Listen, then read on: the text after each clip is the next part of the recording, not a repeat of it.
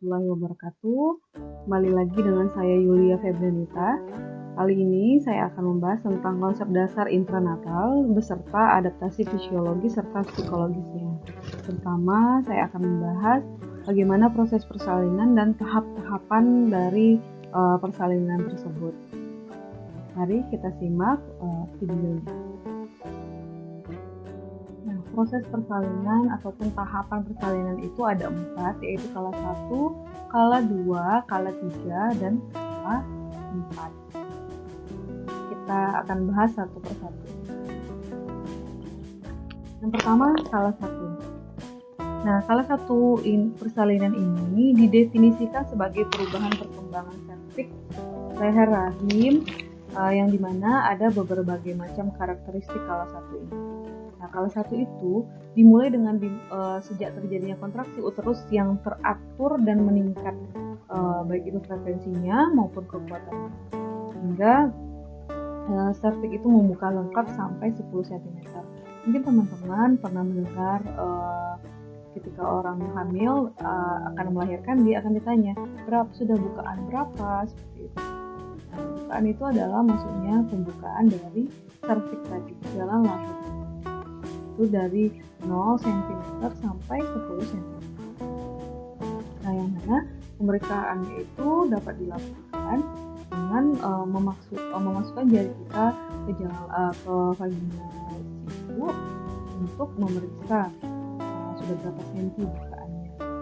Lalu, di kala 1 ini adalah tahap yang terpanjang. Biasanya berlangsung 12 jam untuk primigravida dan 8 jam untuk multigravida. Multigravida atau primigravida ini maksudnya primigravida adalah ibu yang hamil pertama kali, dan multigravida itu adalah hamil yang sudah berulang kali. Selaput membran amnion atau selaput janin biasanya pecah selama tahap ini. Dan peningkatan curah jantung ibu dan denyut nadi ibu bisa meningkat saat kala ini. Lalu terjadi penurunan motilitas atau gerakan gastrointestinal yang menyebabkan peningkatan waktu pengosongan lambung. Ibu mengalami rasa sakit yang terkait dengan kontraksi uterus saat serviks membuka dan menipis. Nah, di sini teman-teman bisa lihat gambar pembukaan serviks. Bisa nampak bukaannya makin lama makin membuka.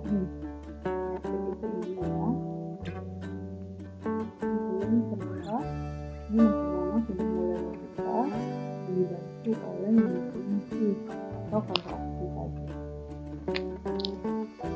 Nah, selanjutnya seperti apa sih fase pada kala 1 itu berdasarkan fase laten maupun fase aktif.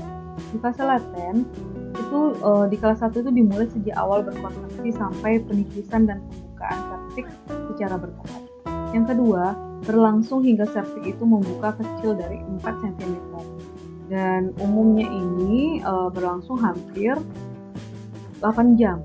Nah, sedangkan fase aktif itu frekuensi dan lama kontraksi uterus pun meningkat secara bertahap, yang mana kontraksi itu 3 kali dalam 10 menit selama 40 detik lebih. Nah, dari pembukaan 4 sampai 10 cm terjadi kecepatan rata-rata itu 1 cm per jam untuk primigravida. Kalau untuk multigravida itu 1 sampai 2 cm lebih. Nah, dan terjadi juga yang namanya penurunan bagian terbawah kemih. Itu untuk fase-fase di kala 1. Nah, bagaimana adaptasi fisik maupun psikologis pada kala 1 tersebut? Kalau adaptasi fisik dan fisiologis selama fase laten, biasanya ibu itu berperilaku gembira dan dia merasakan waspada, banyak bicara maupun diam, tenang dan cemas, mengalami kram abdomen, nyeri punggung, pecah ketumban, dan nyeri terkontrol dan yang dapat berjalan. Nah, selama fase aktif si ibu mengalami yang namanya peningkatan ketidaknyamanan. Dia sudah mulai keringat, mual, muntah, gemetar pahanya dan kakinya, lalu kandung kemihnya itu tertekan dan rektumnya juga seperti itu tertekan dan mengalami nyeri punggung dan bagian mulutnya itu pucat. Ibu akan mengalami yang namanya rasa takut, kehilangan kontrol, dan dia akan berfokus pada diri sendiri, lebih sensitif, terdapat desakan untuk meneran ataupun mengejan yang terjadi tekanan pada rektum juga. Nah, di adaptasi psikologisnya, si ibu pada kasus ini, klien itu merasakan antisipasi, gembira mungkin untuk menghadapi anaknya akan lahir nih, tapi ada juga rasa ketakutan. Nah, selama fase aktif ini, klien tampak serius dan fokus pada perkembangan persalinan. Klien minta obat atau melakukan teknik pernapasan. Selama fase aktif, klien mungkin kehilangan kontrol, kadang ketiduran, terus dia juga ada mengerang maupun menangis. Nah, untuk di kala 2 ini, persalinan kala 2 itu dimulai ketika pembukaan cervix itu sudah lengkap.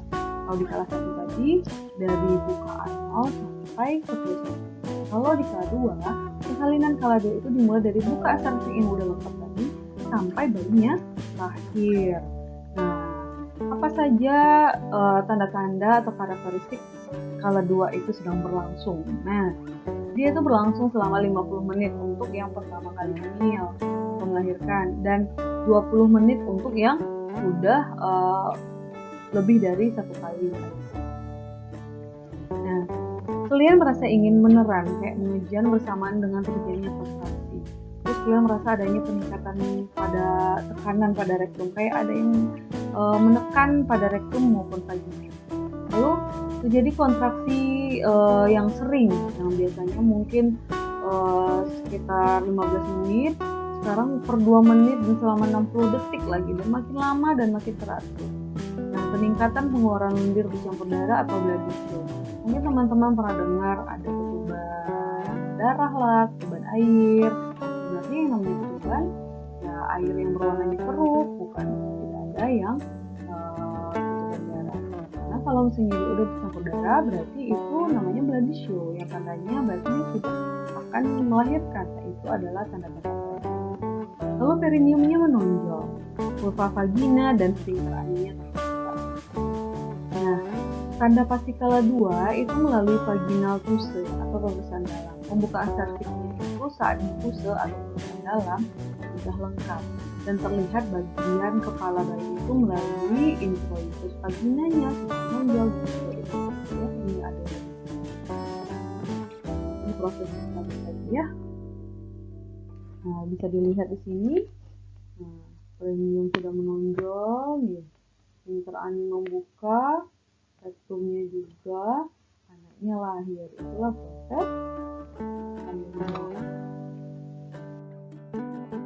Nah, seperti apa adaptasi fisiologis kala 2 tersebut?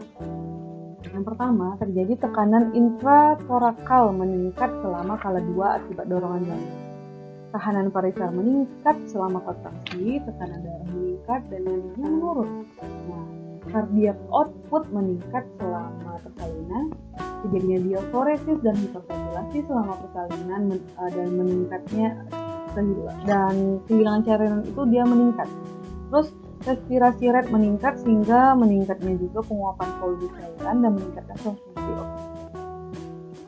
Lalu hiperventilasi dapat menyebabkan peningkatan kebutuhan oksigen. Leukositosis terjadi selama persalinan. Plasma fibrinogen yang meningkat waktu pembekuan darah dan kadar glukosa darahnya meningkat. Motilitas dan absorpsi lambung menurun, waktu pengosongan lambung juga akan menurun. Dan di sini dapat terjadi proteinuria karena kerusakan otot. Dilihat urinnya pekat, lalu dia mengalami yang namanya nyeri punggung meningkat, lalu saraf pada uterus itu dan serviks terangsang oleh kontraksi uterus dan terjadinya dilatasi pelvis yang pada perineum itu terangsang untuk meregang. Jadi pada kala 2 ini perineum meregang karena dia itu dilewati oleh janin. Nah, kalau ada adaptasi psikologis pada kala 2, itu yang pertama perubahan perilaku klien saat itu terjadi karena adanya kontraksi dan terdorongnya janin. Terus dan klien itu biasanya merasa tenaganya habis karena mungkin habis untuk mengejan dan mengeran. Nah, kita lanjut tahap yang ketiga atau kala 3, yaitu adalah tahapan yang dimana setelah bayi lahir sampai melahirkan plasenta dan selaput ketuban. Nah, pemisahan plasentanya di kala 2 ini itu biasanya terjadi dalam beberapa menit setelah. Nah, setelah plasenta itu terpisah dari dinding rahim, rahim terus kontraksi sampai plasenta dikeluarkan. Proses ini biasanya memerlukan waktu 5-20 menit pasca melahirkan bayi dan terjadi secara spontan. Nah, bagaimana cara mengkaji pelepasan plasenta? Tandanya plasenta itu sudah lepas, ada perubahan bentuk dan tinggi fundus uterus, tali pusatnya sudah mulai memanjang, lalu ada semburan darah mendadak. Di sini ada manajemen aktif kala 3. Nah, manajemen aktif kala 3 ini bertujuan menghasilkan kontraksi uterus yang lebih efektif.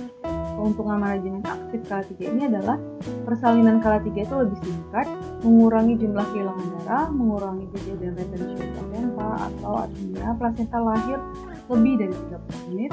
Terus manajemen aktif kala 3 ini terdiri dari pemberian suntikan oksitosin 10 unit yang diberikan IM dalam 1 menit setelah bayi lahir, lalu melakukan penegangan tali pusat terkendali dan memasaj fundus uterus. Dan seperti apa sih adaptasi psikologis di kala 3 ini? Yang pertama itu klien tuh dapat fokus pada kondisi bayi. Biasanya di kala 3 saat udah melahirkan plasenta itu si ibu nggak fokus lagi pada sakit-sakit yang dirasakannya karena dia sudah fokus pada bayi. Klien juga merasa tidak nyaman sebenarnya dengan rasa sakit yang kok ada lagi ya kontraksi. Nah, karena biasanya kontraksi itu adalah fungsinya untuk menurunkan plasenta. Nah, dengan adanya kontraksi itulah plasenta akan. Nah, di sini bisa dilihat. Nah, di sini pengeluaran plasenta. Plasentanya seperti itu. Yang pertamanya awalnya masih di atas dan dia akhirnya keluar bersamaan dengan selaput. Saat plasenta sudah keluar, itu kita harus cek kelengkapan, lihat arterinya, lihat venanya di ujung sini. Ini kita lihat kelengkapan kotiledomnya. Jika ada yang tertinggal di dalam, itu akan berisiko akan membahayakan terhadap ibu nantinya. Kalau itu terjadi infeksi, pendarahan. Nah, tahapan terakhir itu adalah kala 4. Ini dimana tahapan dimulai setelah lahirnya plasenta dan berakhir 2 jam setelahnya. Jadi ibu setelah dia bersalin itu, kita lihat dulu 2 jam. Kita observasi selama 2 jam, kita cek TTV-nya selama per 15 menit. Kita lihat apakah dia ada pendarahan atau tidak. Jika sudah aman kondisi si ibu, itu baru kita boleh bawa dia ke ruang rawat inap. Nah, saat di kala 4 ini, adaptasi psikologisnya biasanya ibu itu sudah fokus pada bayi. Klien mulai memiliki peran sebagai ibu dan aktivitas primer yaitu mempromosikan bonding ibu dan si bayi.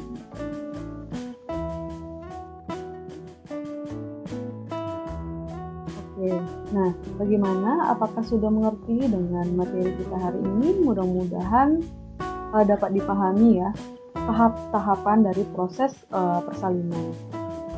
Proses persalinan itu ada 4, kala 1, 2, 3, dan 4. Kala 1 itu adalah dari bukaan serviks 0 sampai 10 cm. Sedangkan kala 2 itu dari pembukaan lengkap tadi 10 cm tadi sampai bayinya lahir. Sedangkan di kala 3 itu adalah proses bayi itu lahir dan juga melahirkan plasenta serta selaput ketuban. Di kala 4 itu dari plasentanya keluar sampai 2 jam setelah ibunya melahirkan tadi, ya diobservasi. Kemudian dapat dipahami materi tentang proses persalinan. Sekian dari saya. Assalamualaikum warahmatullahi wabarakatuh.